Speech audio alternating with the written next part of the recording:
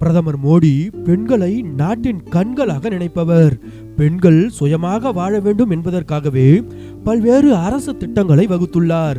பெண்களுக்கு 33% இடஒதுக்கீடு கூட பிரதமர் மோடியின் ஆட்சியில்தான் சாத்தியமானது. இவை பிரதமர் மோடி பெண்கள் மீது வைத்துள்ள மரியாதைக்கு சில உதாரணங்கள். பெண்கள் மீது மோடி வைத்துள்ள அதிக மதிப்பு காரணமாக பெண்கள் சிறியவராக இருந்தாலும் அல்லது பெரியவராக இருந்தாலும் யாரையும் தனது காலில் விழவிட மாட்டார். அப்படியே விழுந்தாலும் கூட பதவி பகுமானம் பார்க்காமல் பதிலுக்கு அவர்களது காலில் விழுவார்.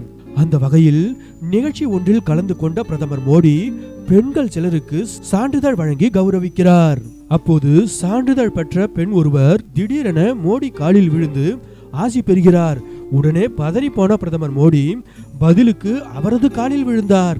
மோடியின் இந்த எளிமையான குணம்தான் அவரை இந்தியாவின் ஒப்பற்ற தலைவராக மாற்றியுள்ளது.